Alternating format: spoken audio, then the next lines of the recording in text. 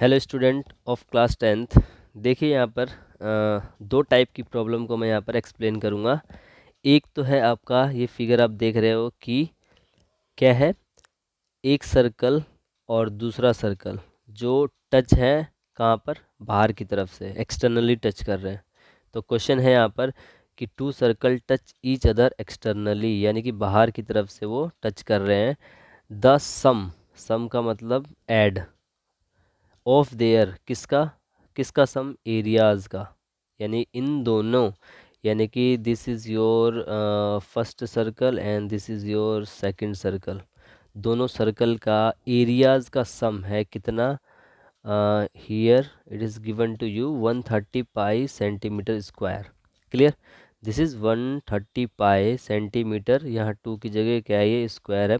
And the distance between their centre, और इन दोनों सर्कल कि बीच की जो दूरी है, देखिए मैंने यहाँ पर बता रखा है कितना है, 14 सेंटीमीटर है, टोटल 14 है।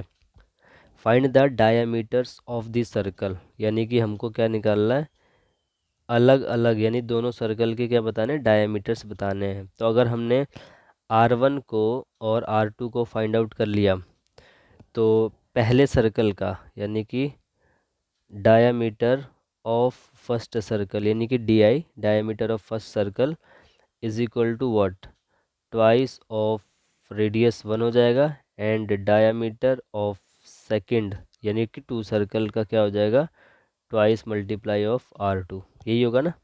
ओके, नाउ दोनों सर्कल का एरिया, एरिया क्या होता है भाई सर्कल का,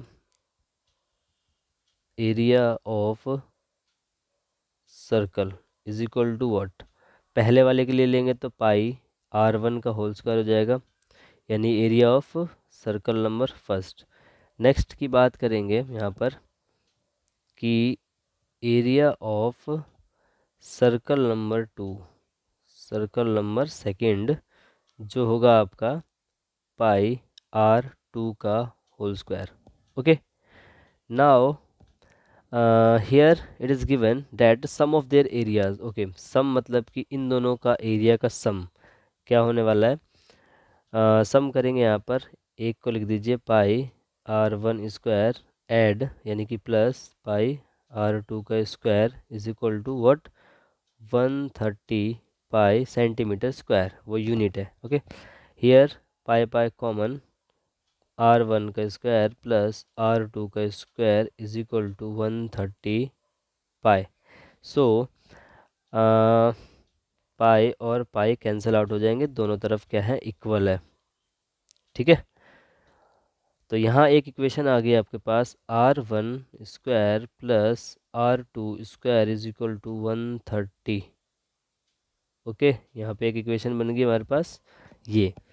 and the distance between their centre, यानी कि इससे यहाँ से, and the distance between their centres, यानी उनके सेंटर से जो दूरी है वो कितनी है, 14 है।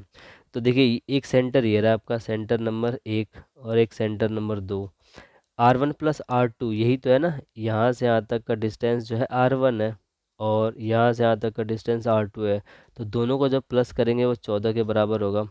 तो हम यहाँ लिख सकते हैं कि R1 प्लस R2 बराबर किसके है, 14 के बराबर है। ठीक है, यहाँ पर हमने ये निकाल लिया। अब यहाँ पर कुछ एल्जेब्रिक आइडेंटिटी का यूज़ करेंगे जो कि हम सब ने पढ़ रखा है, यानी कि अगर मैं दोनों तरफ इसका स्क्वायर और इसका स्क्वायर कर दूं तो ये बन गया a प्लस बी का whole square, this is your a and this is your b। तो क्या होता है a प्लस बी का होल स्क्वायर, a की जगह मैं यूज करूँगा यहाँ R1 square plus twice of R1 R2, यानी 2ab प्लस बी स्क्वायर, यानी कि R2 का स्क्वायर इज इक्वल टू 14 का स्क्वायर कितना होता है, 196, ये होता है ना, 14 14, यही होता है, 13 का होता है 169। ठीक है, अब देखिए इसको एक साथ इस तरीके से हम लिख सकते हैं, कैसे लिख सकते हैं, मैं अगर R1 स्क्वायर प्लस R2 को स्क्वायर को एक साथ लिख दूं प्लस 2R1 और R2 को ऐसे करके लिख सकता हूँ ना, कोई फ़र्क नहीं। तो देखिए इसकी वैल्यू यहाँ पर दे रखी है कि ये 130 के बराबर है। तो हम यहाँ पर इसको यहाँ पुट कर देंगे, यानी कि यहाँ 130 हो गया plus twice of R1 R2 बराबर 196। सो यहाँ पर सॉल्व करते हैं इसको। क्या होगा कि ट्वाइस ऑफ R1 R2 बराबर 196 माइनस 130, मतलब ये उधर जाके क्या होगा, माइनस हो जाएगा। सो 196 में से 130 गए तो कितना बच गया, 6, 9 में से 3 गए 6, 66, यानी कि 66 बच गया। अब यहाँ पे 2R1 R2 है तो इस 2 से इसको काट सकते हो आप। R1 R2 की वैल्यू कितनी आएगी, 2 3 जा 6 एंड 2 3 जा 6। R1 और R2 कितना हो गया, 33 हो गया, यानी कि दोनों का मल्टीप्लिकेशन हो गया 36। तो यहाँ से हम क्या कर सकते हैं कि किसी एक की वैल्यू निकाल लो, यानी कि R1 की वैल्यू निकाल लो चाहे R2 की वैल्यू निकाल लो। तो यहाँ पर मैं अगर R1 की वैल्यू निकालना चाहूँ तो ये बनेगा मेरा 33/R2, ये बनेगा क्रॉस मल्टीप्लाई में R2 को बस नीचे ले आए, या हमारा R1 आ गया। R1 को चाहे तो हम क्या पुट कर सकते हैं इन इक्वेशन, मान लो इसको फर्स्ट मान लेते हैं, ठीक है। तो हम फर्स्ट इक्वेशन में डाल सकते हैं किसकी वैल्यू, R1 की वैल्यू। तो देखें R1 की वैल्यू अगर हम डालेंगे तो क्या हमको रिज़ल्ट मिलता है, ये मिलेगा हमको 33/R2 का होल स्क्वायर प्लस यहाँ R2 स्क्वायर ऑलरेडी है प्लस 130, ठीक है। और कुछ कर सकते हैं हम यहाँ पर, ओके। जब ये हम वैल्यू को पुट कर देंगे तो जस्ट हमें क्या करना है, सॉल्व करना है। एक इक्वेशन बनेगी। तो 33 का स्क्वायर बताइए, 33 का स्क्वायर कितना होता है, ये होता है आपका 1089। तो अब मैं यहाँ पे लिख देता हूँ 1089 अपॉन में R2 का भी स्क्वायर हो जाएगा, और ये प्लस R2 स्क्वायर ऑलरेडी है, और ये है 130। ओके, नाउ एलसीएम लेंगे हम इसको, तो ये हो जाएगा 1089 प्लस R2 की पावर 4 इज इक्वल टू, ये उधर जाएगा क्रॉस मल्टीप्लाई हो जाएगा 130 का R2 का स्क्वायर, ठीक है। अब सारी वैल्यू को एक तरफ ले आओ, इसको हम ऐसे लिख देते हैं R2 4 माइनस 130 R2 स्क्वायर और प्लस 1089 इज इक्वल टू 0। अब स्प्लिटिंग मिडल टर्म कर देंगे, 1089 के फैक्टर कर लेते हैं हम 1089। तो देखिए 3 से काटो, 3 3 जा 9, 3 6 जा 18, फिर 3 3 जा 9, फिर ये 3 1 जा 3 2 जा और 3 1 जा। अब 121 11 का स्क्वायर होता है, फिर ये 11 एकम 11। तो यहाँ पर आना चाहिए माइनस का 130। तो ये हो गया 11 का स्क्वायर 121 और 3 3 जा 9, तो हो जाएंगे 121 और 9 तो 130 बन जाएगा। तो इसको हम ऐसे ब्रेक करके लिख देते हैं R2 की power 4 minus 121 R2 square minus 9 R2 square plus 1089 is equal to 0, ठीक है। अब इसमें और इसमें R2 स्क्वायर कॉमन ले लो, तो ये बच जाएगा R2 स्क्वायर माइनस 121, और इसमें माइनस 9 कॉमन ले लीजिए, तो R2 स्क्वायर माइनस प्लस ये वाला माइनस प्लस माइनस 121 से पूरा बन जाएगा आपका 1089। सो नाउ यहाँ से ये और ये फिर से आप कॉमन उठा लेंगे, R2 स्क्वायर माइनस 121 और एक मिलेगा आपको R2 स्क्वायर माइनस का 9 इज इक्वल टू 0। सो यहाँ से आपके दो फैक्टर या कह सकते हो दो जीरोज मिल जाएंगे।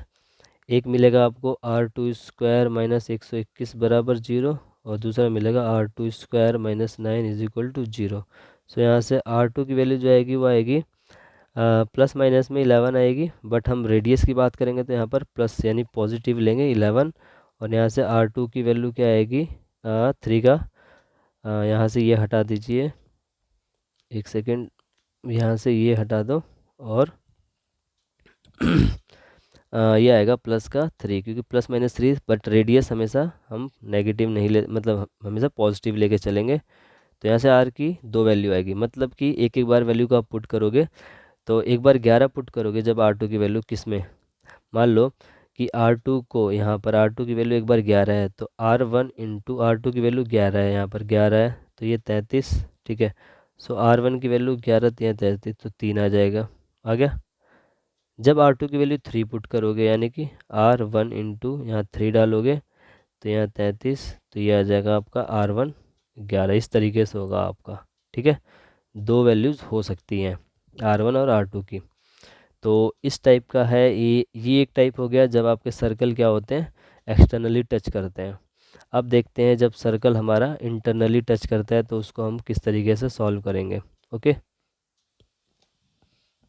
अच्छा ये वाला जो क्वेश्चन है आपका, देखिए क्या है कि यहाँ पर दो सर्कल इंटरनली टच हो रहे हैं। देखिए यहाँ पे लिखा हुआ है ना, टू सर्कल टच इंटरनली। आपको फिगर में भी आपको इस तरीके से दिख रहा है।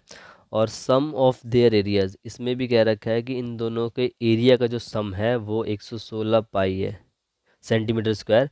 और डिस्टेंस है दोनों के सेंटर का वो है 6 सेंटीमीटर। तो आपको यहाँ फिगर में दिख रहा होगा। तो यहाँ पर भी हम ले लेते हैं कि जो जो बड़े वाला सर्कल है उसका जो रेडियस है ये कैपिटल आर है। तो देखिए जो बड़े वाले सर्कल का कैपिटल रेडियस है उसको मैं क्या लिख सकता हूँ, यहाँ देखिए ये बड़े वाले रेडियस का सेंटर है और ये छोटे वाले सर्कल का सेंटर है। मतलब बड़े वाले सर्कल का सेंटर ये ओ है और छोटे वाले का ओ डैश है। तो ये जो कैपिटल आपको आर दिख रहा है ना, ये यहाँ से यहाँ तक इन दोनों के सेंटर की दूरी ये है 6 सेंटीमीटर, ठीक है। और छोटे वाले सर्कल का रेडियस स्मॉल आर ले लिया है। तो कैपिटल आर क्या बन गया, 6 + R बन गया, यानी कि 6 + R। ओके, ये टोटल आपका capital radius for bigger circle. और दोनों के सेंटर की दूरी कितनी है, 6 है। तो इनका अगर हम वो एरिया का सम लिखें तो देखिए पाई, बड़े वाले के लिए मैं आर यूज कर रहा हूँ πr² प्लस छोटे वाले सर्कल के लिए स्मॉल आर यूज कर रहा हूँ, इज इक्वल टू कितना 116 पाई सेंटीमीटर स्क्वायर। यहाँ से पाई और पाई कॉमन ले लीजिए। So R² plus R² is equal to 116 pi. Pi से पाई कैंसिल आउट हो जाएगा। Now the value of capital R is 6 + R। So put the value in this equation. So R की जगह 6 + R का whole square plus R² is equal to 116। Now solve it carefully. 6 का square हो गया 36, R का square R² plus 2AB यानी 2 6 12R plus R² is equal to 116। Next R plus R 2R² plus 12R। उधर देखिए 116, एक काम करिए 116 में से 36 को माइनस कर देते हैं उधर ले जाके, तो ये हो गया 0। और 11 में से 3 गए 8, यानी कि 80। अब इधर आएगा तो माइनस का 80 हो जाएगा, इज इक्वल टू 0 कर देते हैं इस तरीके से। Okay, now take 2 common from this equation. तो 2 कॉमन ले लोगे तो R² plus 6R minus 40 is equal to 0। अब ये एक क्वाड्रेटिक इक्वेशन बन गई। ओके, स्प्लिटिंग मिडिल टर्म से करो तो 40 का ऐसे फैक्टर बनाओ जो कि +6 मिले हमको। तो 10 × 4 हो सकता है, 10 × 4 40, और 10 में से 4 के तो 6 बच जाएगा। तो R² plus 10R minus 4R minus 40 is equal to 0। So R common आएगा तो R प्लस 10। ओके, यहाँ से आप क्या कर सकते हो, -4 कॉमन ले लो तो R माइनस माइनस प्लस 4 10 40। सो यहाँ से देखिए एक बार R प्लस 10 आएगा और यहाँ से R माइनस 4, दोनों जीरो होंगे। R की वैल्यू एक बार -10 आएगी और R की वैल्यू 4 आएगी। तो इसको हम क्या करेंगे, चूज़ नहीं करेंगे क्योंकि रेडियस नेगेटिव में नहीं हो सकता है। So R is equal to 4 centimetre. Clear. तो छोटे वाले सर्कल का जो रेडियस है यहाँ पर R रेडियस, तो रेडियाई दोनों का निकालना है, बिगर का भी स्मॉलर का भी। तो आर स्मॉल आर तो हमारा निकल गया कितना, 4 सेंटीमीटर, ये निकला है ना, देख लीजिए यहाँ से 4 सेंटीमीटर। तो जो कैपिटल आर होगा वो 6 + R होगा, यानी कैपिटल आर जो बनेगा वो 6 + 4 बन जाएगा, यानी कि 10 सेंटीमीटर। ओके, सो ये बहुत इजी है इसके कंपैरिजन में यहाँ पर।